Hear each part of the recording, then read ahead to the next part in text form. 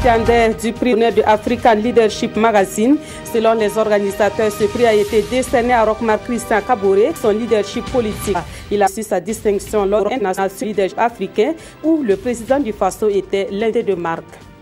Dans cette édition de dimanche, nous nous arrêtons sur le souci de rentrer de l'achat des fournitures et la bannière pour les parents d'élèves de trouver une place dans cet abat. Le phénomène tout on en parlera avec le président de l'Union nationale des associations des parents d'élèves du secondaire et du supérieur du Burkina, M. Hector Adra. Également, l'activité d'Afrique s'achevait sur une note de satisfaction des activités réalisées et pas de le comité organisé le chef politique de Marissa lui a eu une distinction unique à New York. Le prix du Faso a eu un prix d'honneur de African Leadership Magazine. La remise a eu l'occasion de le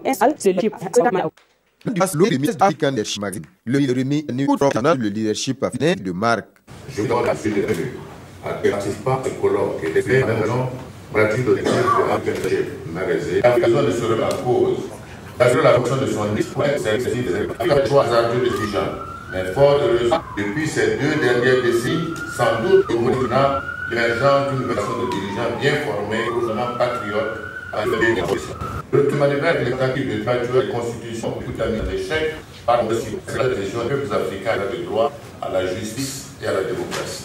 Celui du secteur économique ou des affaires, dont l'influence est jugée positive de ce panel le thème, le leadership au-delà des intentions, apter une croissance durable et le développement en Afrique. Et puis en marge de la 71e Assemblée générale des Nations Unies, l'épouse du chef de l'État a participé à un panel le sur la sexualité et l'épanouissement de la famille. L'importance de ce thème avant de s'engager à continuer son combat pour la cause de l'enfant et des jeunes, un combat qu'elle mène notamment à travers l'ONG Kimi. On écoute Sika Kabouré au micro de Arthur Ouedraogo et Jean-Emmanuel Ouedraogo. Ma première action vise à faire de la famille, cellule de base de la société, un milieu d'évolution modèle pour l'enfant et l'adolescent, un refuge, un socle et un cadre réel de sécurité permanente pour son plein épanouissement. Ensuite, en milieu scolaire, l'école et les enseignants seront mis à contribution pour offrir un équilibre maximal aux jeunes par le renforcement des compétences des enseignants en matière de santé de la reproduction sexuelle et d'encadrement des adolescentes.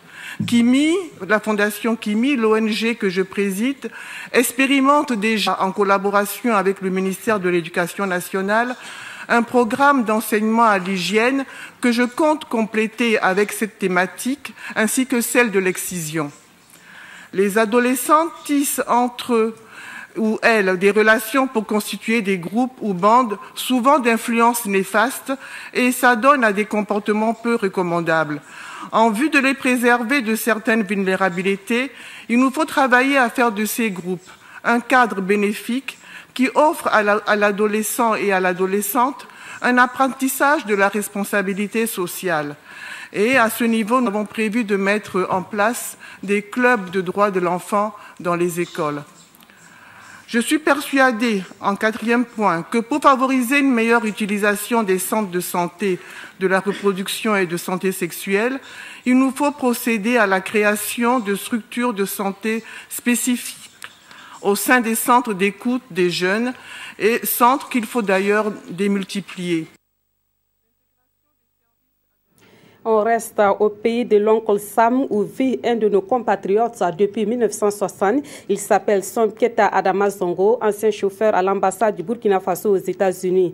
Il a décidé de rester dans ce pays après son admission à la retraite. C'est dit donc qu'il est l'un des plus anciens de la communauté burkinabé vivant aux États-Unis. Son portrait avec Arthur Ouedraogo et Jean-Emmanuel Ouedraogo. Sompieta Adama Zongo fait partie des plus anciens de la communauté burkinabé vivant ici à New York aux États-Unis. C'est en 1960 qu'il dépose ses valises à Washington comme chauffeur à l'ambassade. Et des ambassadeurs, il en a vu passer.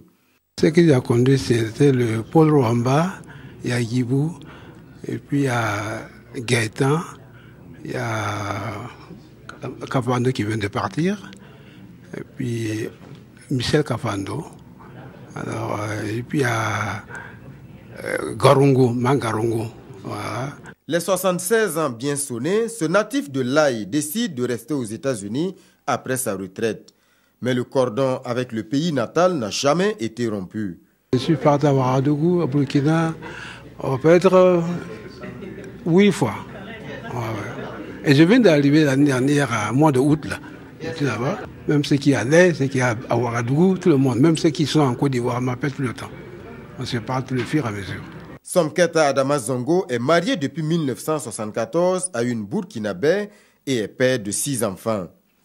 Aujourd'hui, il met son expérience aux États-Unis au service des plus jeunes. Il a un message pour les jeunes Burkinabés tentés par l'aventure aux États-Unis. La seule chose que je peux lui dire, il peut venir, hein, chacun a son sens. S'il vient, s'il comprend, il va faire. Mais venir ici, être aussi délinquant, de trucs dans la rue, ce n'est pas une bonne chose pour eux. Parce qu'à l'Amérique, il n'y a pas pardon. Ils ne donnent pas pardon à quelqu'un. Les enfants, tu viens, tu crées le problème, tu prends, tu remets dans l'avion, tu es chez toi.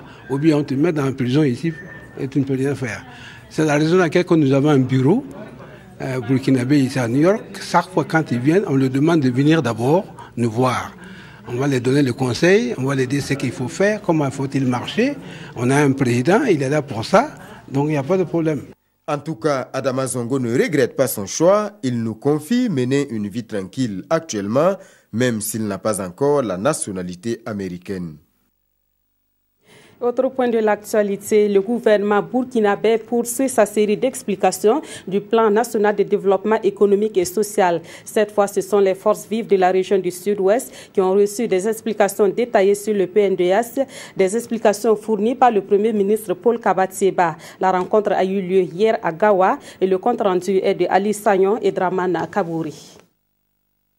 La machine virtuelle de vulgarisation du plan national de développement économique et social du président du Faso est en marche au sud-ouest.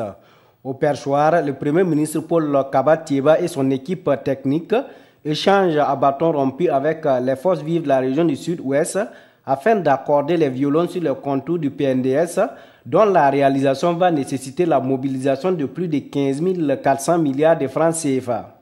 Une politique nationale de développement économique qui se décline en 3 axes. Il s'agit notamment de réformer les institutions de l'État afin de lutter efficacement contre la corruption et l'injustice, de développer le capital humain en mettant l'accent sur la formation technique, professionnelle et générale des jeunes, de redynamiser les secteurs porteurs d'économie que sont l'agriculture et l'élevage. Le plan national de développement économique et social, c'est le référentiel de la politique nationale de développement économique pour les 5 prochaines années. Mais il va également se décliner dans les plans régionaux de développement et dans les plans communaux de développement.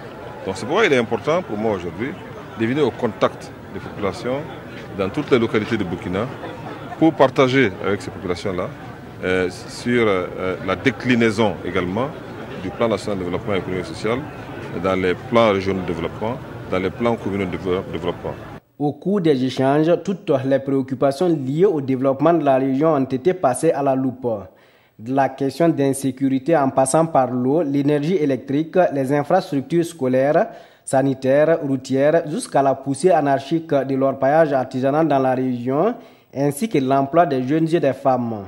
Bref, la prise en compte de toutes les questions liées à l'amélioration des conditions de vie des populations locales dans les PNDS. Pour ce qui me plaît, c'est parce que ce gouvernement a une vision. Et cette vision, je pense qu'on peut réussir cette vision liée au fait que chacun de nous doit avoir confiance et qu'on a déjà fixé dans les plans. Et je pense qu'on peut réussir dans l'ensemble des régions du Burkina Faso. Pour le Premier ministre Paul Kabatieba, pour permettre au président du Faso et son gouvernement de réussir la mise en œuvre de ce programme ambitieux durant les 5 années à venir, il faudra l'engagement et le soutien de tous les fils et filles de la région du Sud-Ouest dans la mobilisation des ressources nécessaires. En actualité politique, les jeunes militants du Congrès pour la démocratie et le progrès ont tenu leurs assises hier samedi à Ouagadougou. Le Burkina Faso, pendant et après Blaise Compaoré, voici le thème sur lequel ces assises ont eu lieu. Des assises auxquelles ont pris part des jeunes militants du CDP venus de plusieurs localités du Burkina Faso. Ils avaient à leur côté les premiers responsables de l'ancien parti au pouvoir, Oscar Soulama et Mounira Kéri. L'hymne du parti entonné, un signe de fierté d'appartenir au CDP, le Congrès pour la démocratie et le progrès. Après les événements des 30 et 31 octobre 2014, cette jeunesse militante de l'ancien parti au pouvoir dit s'être mobilisée pour relever les défis. À ces assises, ils sont venus réaffirmer leur appartenance à cette formation politique et jeter un regard sur la gestion actuelle du Burkina. Il y a eu un moment où c'était très bon, j'allais dire très exaltant, de se réclamer du CDP. Il y a eu un moment aussi où c'était dur, très pénible de dire que vous étiez du CDP. Et il y a un moment où c'est encore plus exaltant de dire qu'on est du CDP. Ce moment, c'est aujourd'hui. Les assises des jeunes du CDP, c'est aussi une tribune pour revisiter la vie sociopolitique et économique du Burkina pendant le règne de Blaise Compaoré. 27 ans de pouvoir marqués par des acquis, certes, mais aussi par des insuffisances et des manquements. On veut assumer le bilan de Blaise Compaoré que nous avons accompagné. Ça veut dire que ce qu'il faut qu'on reconnaisse, ce qui n'a pas marché. Et nous, en tant que jeunes, quand on est à l'idée que ce qui n'a pas marché dans cette gestion, il faut que nous on tienne compte et qu'on corrige. Et qu'on assume aussi fièrement ce qui a marché. Cette jeunesse militante du CDP s'engage au cours de ces assises à faire une critique objective du passage du CDP à la tête du Burkina afin que le parti puisse s'améliorer et aller vers de nouveaux défis. Et justement, la jeunesse était au centre des journées parlementaires du mouvement du peuple pour le progrès qui se sont achevées avec à la clé de fortes recommandations. Les députés MPP recommandent entre autres l'opérationnalisation des fonds alloués à la promotion de l'emploi des jeunes et des femmes et la relecture du Code du travail. À ces journées parlementaires, d'autres thématiques comme celles liées au système éducatif burkinabé ont été débattues par les députés du parti au pouvoir, Jean Zongo et M. Solange Guigma. Au terme des 3 jours de réflexion sur la problématique de l'emploi au Burkina Faso, les députés du groupe parlementaire du MPP, réunis à Léo en journée parlementaire, exhortent entre autres le gouvernement à l'activation à grande échelle des travaux à haute intensité de main-d'œuvre et à l'ouverture des négociations avec les entreprises privées pour faciliter l'accès des apprenants et sortants des écoles de formation aux stages et aux emplois. Également, nous avons demandé la relecture du Code du travail actuel de façon à rendre les emplois des travailleurs stables et pérennes. Également, nous avons demandé à ce qu'on puisse faire une mise en œuvre rapide des réformes promises par le programme du président en vue de créer cette adéquation formation-emploi. 5 communications portant sur le PNDS, le budget, le système éducatif en adéquation avec le marché du travail et les réalités socio-économiques du Burkina leur ont permis de cerner la question de l'emploi des jeunes et des femmes. À en juger par la participation active et la richesse des échanges, je puis dire que les objectifs ont été pleinement atteints, comme l'ont d'ailleurs confirmé les résultats de l'évaluation. Ce sont donc à en croire le président du groupe parlementaire du MPP, des députés outillés et préparés sur la problématique de l'emploi qui regagne Ouagadougou pour entamer la 2e session ordinaire de l'année 2016, dont l'ouverture est prévue pour le 28 septembre prochain. Autre point de l'actualité, on entame le grand sujet de ce dimanche. Nous nous intéressons à l'univers de l'enseignement en cette veille de rentrée scolaire au Burkina Faso. Et nous commençons par ce constat sur la vente des fournitures scolaires. Les commerçants des manuels scolaires ont achalandé leurs étalages et boutiques, mais les clients se font encore rares. Constat et explication avec Ibrahima Sombier et Monkouna Dabiri.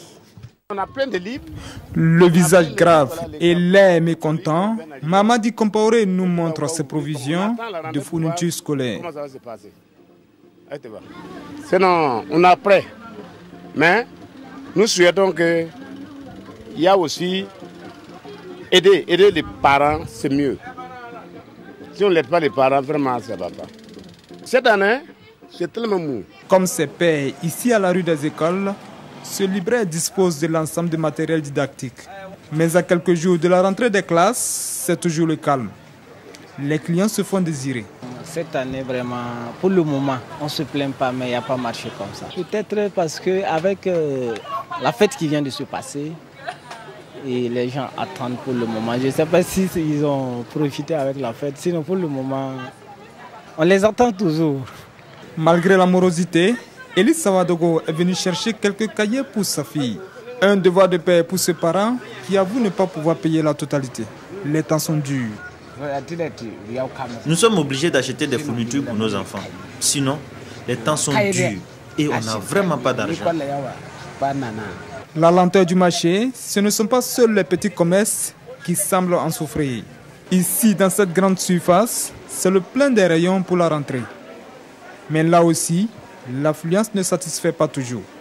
Et pour séduire la clientèle, les responsables ont opté pour des offres promotionnelles en partenariat avec des structures financières de la place.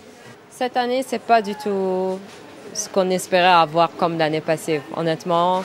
Le pouvoir d'achat par rapport à l'année passée, ça n'a rien à voir. Il est en baisse. Nous, on a essayé de rattraper avec le promo qu'on fait chaque année. Dans cette autre librairie, par contre, tout semble aller pour le mieux, nous confie la directrice. Ici, les parents que nous avons rencontrés préfèrent attacher la ceinture pour en finir une bonne fois pour toutes avec l'achat des fournitures.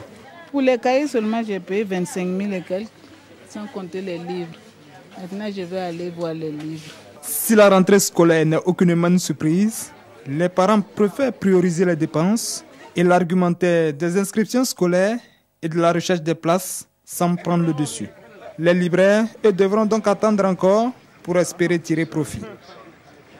Et en dehors de l'achat des fournitures scolaires, l'inscription des enfants dans les établissements est un autre souci pour les parents d'élèves. Insuffisance de place dans le public, cherté de la scolarité dans le privé. Certains parents affirment ne plus savoir où donner de la tête et ils sont nombreux à faire le tour des établissements scolaires sans trouver satisfaction.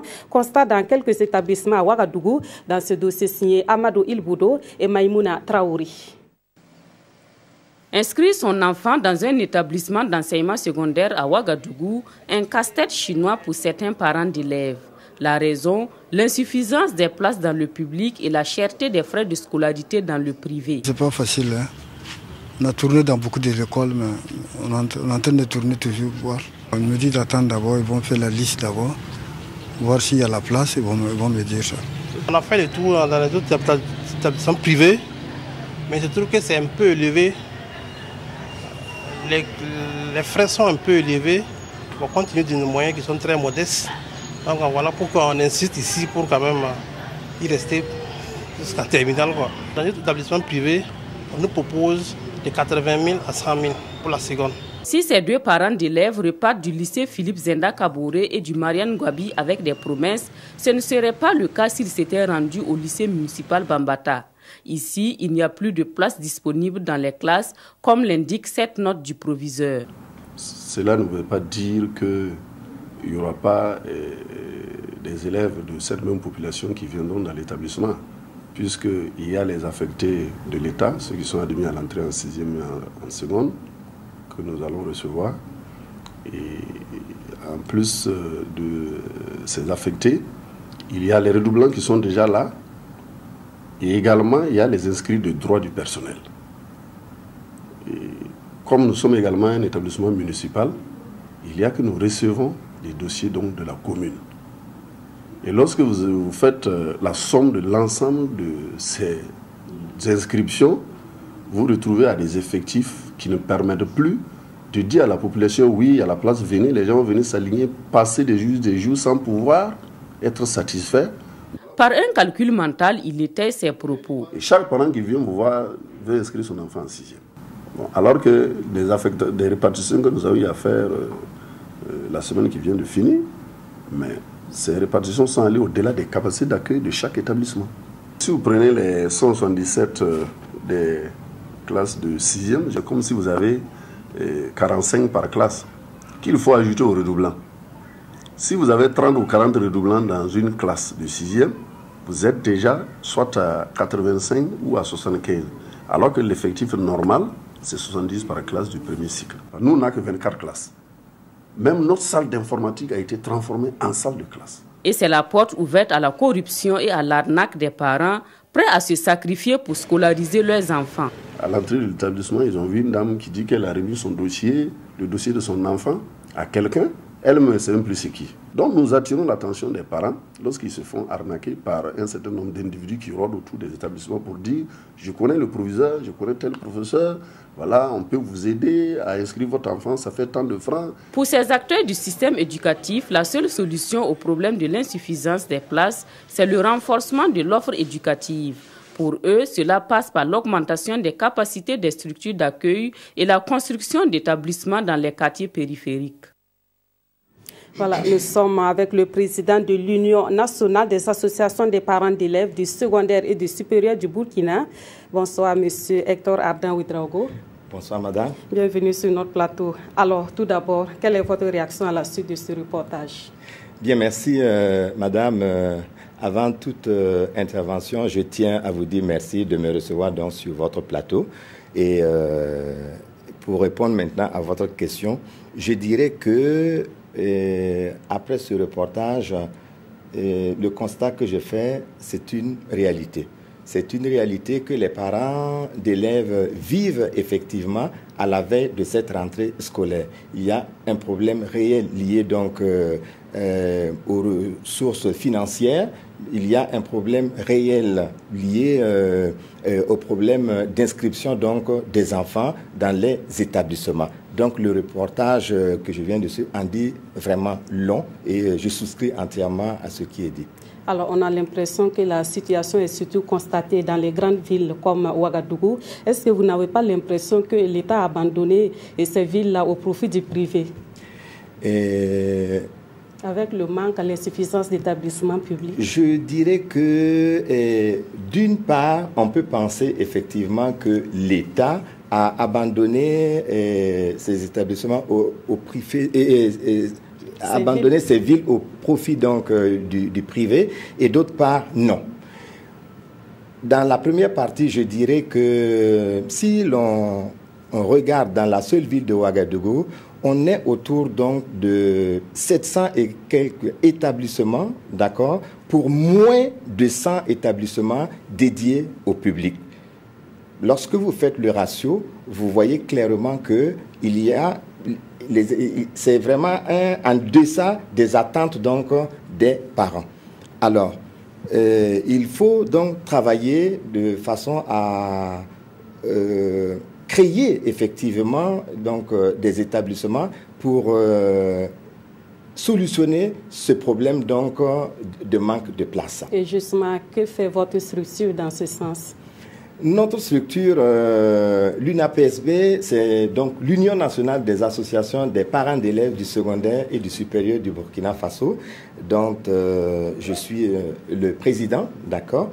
Et l'UNAPSB travaille à éduquer les enfants, à les instruire, et l'UNAPSB travaille avec ses partenaires que sont donc les ministères donc de l'Éducation nationale, mais également le ministère donc de l'Enseignement supérieur, de la Recherche scientifique et de l'Innovation. Avec eux, nous travaillons de façon donc à solutionner donc ces problèmes-là de manque de place qui est un problème réel au niveau donc de nos villes. Alors, M. Ouedraogo, un autre phénomène qui sévit dans le domaine de l'enseignement, c'est la prolifération des établissements illégaux. Et comment vous vivez cette situation au niveau de votre structure? Bon, au niveau de notre structure, il faut dire que nous avons toujours été contre la création donc de ces établissements donc anarchiques. Il faut dire que il y a un cahier de charges lorsque un promoteur veut donc fonder un établissement. Dans le cahier de charges, par exemple, il est explicitement dit que la superficie du terrain doit être aux alentours donc de 13 000 mètres carrés. Et pour les villes de Ouagadougou et de Bobo-Dioulasso, ce qui est autorisé, c'est 5 000 mètres carrés. Et dans les classes, la superficie donc de la classe qui accueille donc les élèves, là ça doit officiellement c'est 67 mètres carrés, mais ce qui est autorisé c'est entre 60 et 62 mètres carrés. Et également le terrain donc de sport doit être à l'intérieur de l'établissement ou à moins d'1 kilomètre donc de l'établissement. Alors, et c'est tout cela qui n'est pas respecté. Concrètement, vous faites quoi pour combattre ce phénomène-là? Justement, ce que nous faisons au niveau donc de l'UNAPSB, nous échangeons, d'accord, avec nos partenaires que sont donc les ministères donc de tutelle, et nous leur faisons donc comprendre que ce sont des cas pour lesquels donc il faut trancher de façon à ce que cela ne se perpétue pas.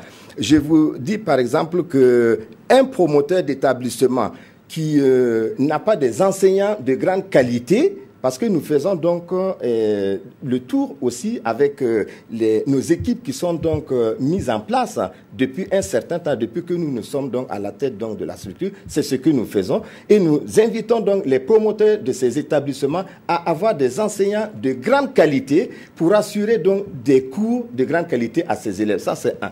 Deuxièmement, nous leur disons qu'il faut respecter l'année scolaire. Parce que très souvent, qu'est-ce qui se passe? Il se passe que à partir donc de fin février, les enseignants très souvent dans ces établissements ne sont même pas payés. Et comme je viens de vous le dire, les établissements donc ne respectent pas vraiment les cahiers de charges. Donc nous travaillons de façon donc à assainir cet environnement-là pour que nos enfants puissent donc étudier dans de meilleures conditions et réussir leurs études. Alors peut-être que vos actions ne sont pas assez connues, et quand on parle d'association des parents d'élèves, on voit tout de suite les cotisations. Justement, où va cet argent-là? Mais les cotisations, il y a les cotisations donc qui sont normales, hein, les cotisations ordinaires qui sont normales. Ces cotisations contribuent donc à faire de telle sorte que l'établissement rayonne. Ça veut dire quoi? Ça veut dire concrètement que au niveau donc des infrastructures, par exemple, on travaille avec cet argent-là pour que les élèves qui sont accueillis dans ces établissements puissent être dans de meilleures conditions donc d'études et de travail, par exemple. Et maintenant, nous combattons les établissements donc qui font des cotisations spéciales. Nous disons que les parents font déjà beaucoup de sacrifices donc, par rapport à ces cotisations, et donc il ne faut pas chercher encore à leur demander davantage. Alors, et justement, l'inscription d'un enfant dans un établissement, comme on l'a dit, s'accompagne de cotisations des parents d'élèves ou frais à payer. Est-ce une obligation d'adhérer à ces structures-là et se voir donc contraint de payer des cotisations à payer? Les cotisations à payer sont obligatoires. Et au niveau donc de l'État, c'est 5 000 francs donc, qui est exigé de façon officielle, d'accord, comme frais à payer, d'accord. Mais au regard donc de certaines obligations, d'accord, on se voit obligé donc d'aller autour donc de 7 500 francs pour ces cotisations, sans vraiment aller au-delà. Voilà. Alors, avant de revenir à vous, nous vous proposons donc cet autre élément en rapport avec la rentrée scolaire, ou si vous voulez la préparation de cette rentrée. Il s'agit des prêts scolaires. Dès que cette possibilité est offerte par les banques, beaucoup de parents contractent le prêt scolaire. En cette veille de rentrée, les banques connaissent une influence particulière, ce qui constitue d'ailleurs une bonne affaire pour ces banques. Plus de détails avec Adama Giti et Omar Zombri. La rentrée des classes rime parfois avec angoisse pour certains parents d'élèves. Fournitures scolaires et frais de scolarité, voici quelques équations auxquelles les parents doivent faire face avec pour résultat final la scolarisation des enfants. Mais comment trouver tout cet argent quand le salaire finit bien souvent avant même la fin du mois? La réponse à cette question semble se trouver auprès des banques de la place qui offrent des prêts scolaires uniquement qu'à leurs clients. L'analyse se fait d'abord à notre niveau, avant le montage du dossier. Sinon, le prêt scolaire est ouvert à tout type de salariés. Ces prêts scolaires sont vus comme un palliatif aux dépenses inhérentes à la rentrée des classes. Les salaires en tant que tel, vraiment, pour gérer ça du 1er au 31, et pouvoir résoudre ces genres de problèmes, ce n'est pas facile avec les rentrées. Cette facilité financière est aussi accordée à ceux qui ont déjà des prêts ordinaires en cours, quand bien même ces contractants devront entièrement solder leurs prêts scolaires avant la fin de l'année, en plus de la traite du prêt ordinaire. Une situation qui pourrait sérieusement crever le budget de l'emprunteur. Il faut vraiment faire des calculs avant de prendre. Si tu sais que tu as déjà un prêt, il faut faire beaucoup attention. Sinon, si ça dépasse aussi tes capacités, vraiment, ça devient un autre problème encore. Il peut arriver que des salariés soient surendettés. En ce moment-là, avec le client, on conviendra de ne pas faire le prêt scolaire, tout simplement. Parce que l'analyse qu'on porte d'abord à notre niveau avant de faire le dossier, c'est de voir avec le salarié par rapport à sa demande, est-ce qu'il y a cette possibilité de faire un prêt supplémentaire en plus de son prêt. Voilà.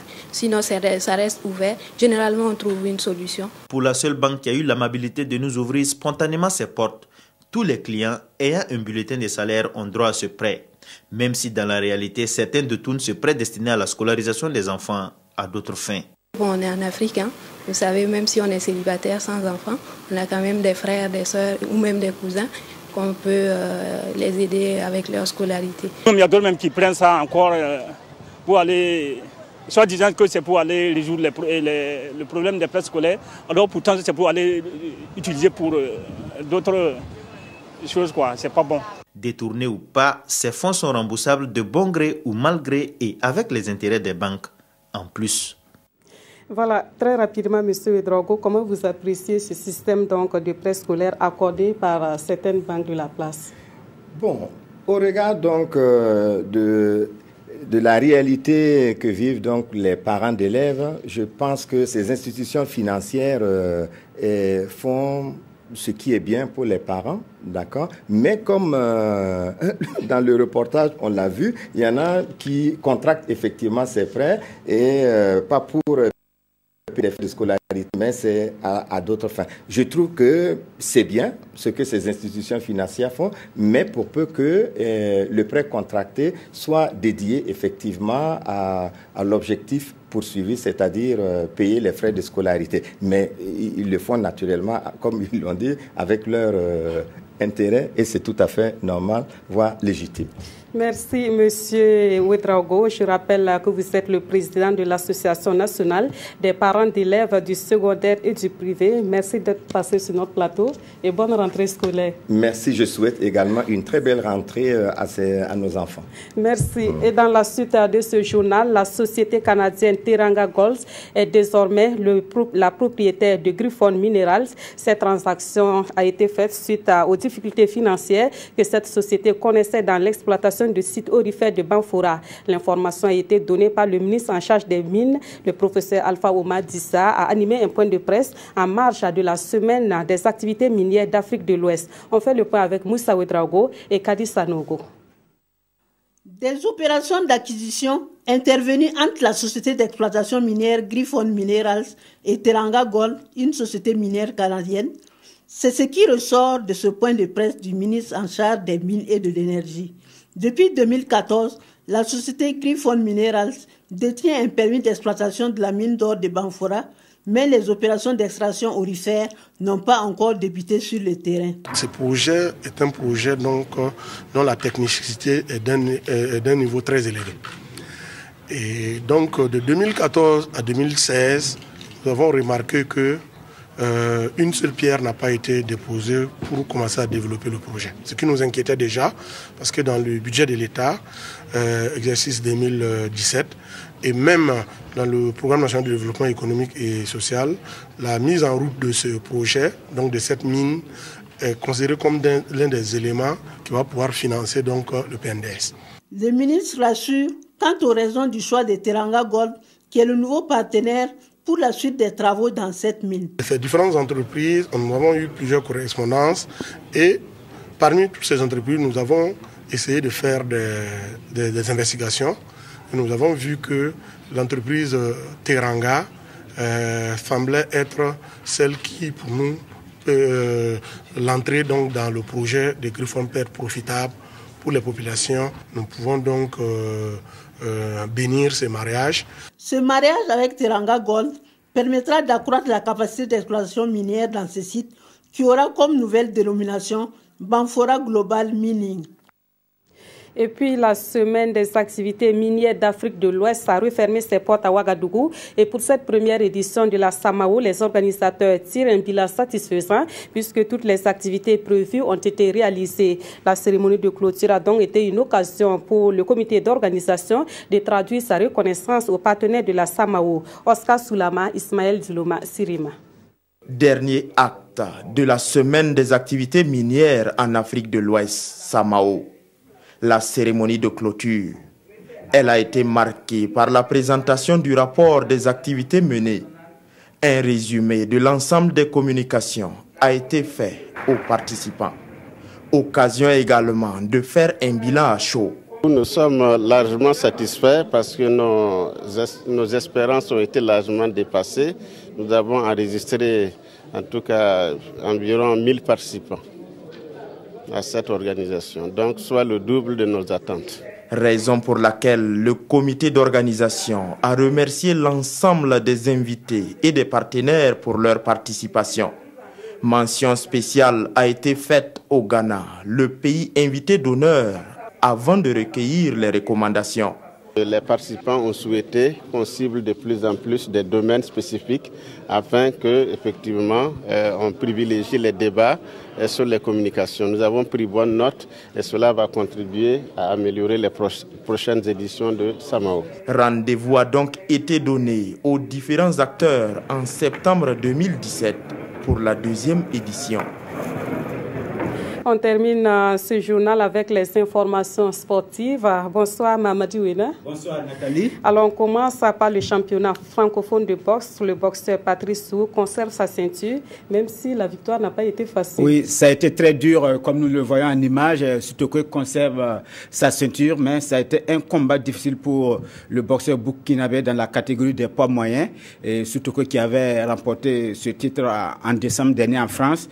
A dû vraiment batailler ferme. Les deux boxeurs se sont donnés coup sur coup et Owa Kospolite, le challenger, a contraint, surtout au partage des points, c'était égalité.